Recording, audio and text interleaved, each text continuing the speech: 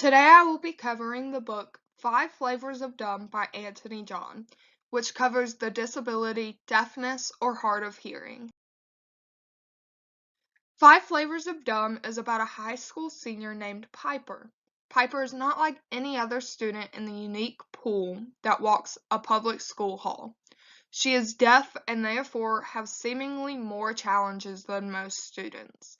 Piper never let her loss of hearing slow her down and eventually finds herself managing a local rock band. A deaf girl managing a rock band must seem pretty difficult or even impossible, but Piper stands her ground and sees it through. Piper shows everyone that just because it may seem impossible, when the reality is we should be pushing our comfort zones to live our best lives. What is deaf? According to Google, deaf is lacking the power of hearing or having impaired hearing. According to Medline Plus, the causes of hearing loss or deafness are heredity, disease like meningitis and ear infections, trauma, certain medications, long-term exposure to loud noises, and aging. There are two types of hearing loss. The one that usually is permanent is when your inner ear is damaged. The other is when sound waves don't reach the inner ear and are caused due to fluid, earwax buildup, or a punctured eardrum. This can usually be fixed with surgery.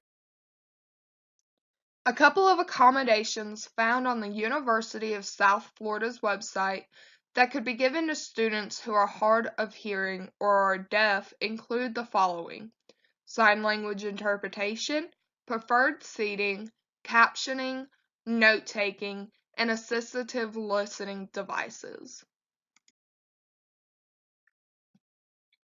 Differentiations. Parent contact is important when having a child with hard of hearing or deafness. Letting the parents know what exactly they can do to help the student with math vocabulary and concepts will keep the student working outside of the classroom on math vocabulary and concepts that they may be struggling with. Parents should also talk in the child's preferred way, in example, sign language. You should present all the concepts being taught in as many different ways as possible. It should be presented one thing at a time, and other students in the room should wait to ask questions until all instructions have been given.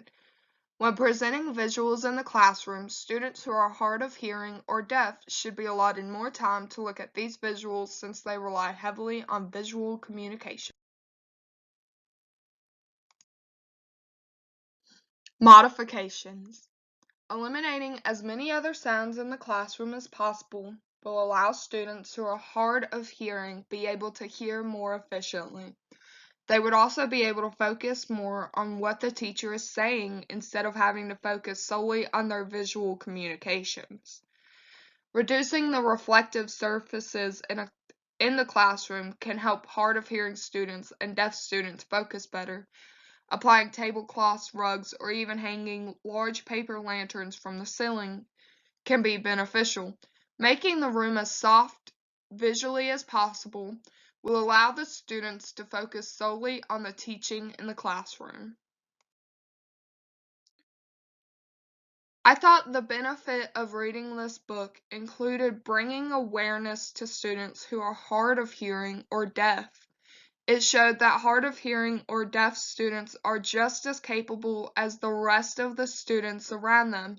They just need some support in order to build the foundations to reach the potential that Piper had reached. She was a good student, played chess, managed a rock band, and dealt with external stressors. But because she had support and people who truly cared, she was able to succeed despite her disability. A student is only as strong as their foundation, and it takes teachers who are aware of all students and their ranges in order to build a firm foundation.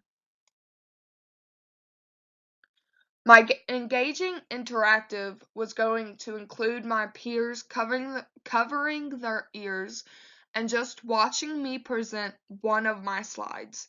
This was going to be used to give them some kind of understanding what it may be like to be hard of hearing or deaf. My thoughts on this book include the following. I thought this book brought awareness to being deaf or hard of hearing. I knew what it was and that it caused many struggles into a person's life. I never thought of students in the classroom though.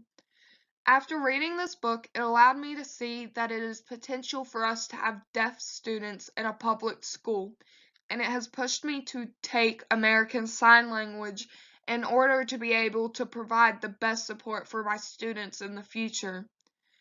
I really enjoyed this book and may even go back to reread it at some point in my life. It was well written and the story was well developed.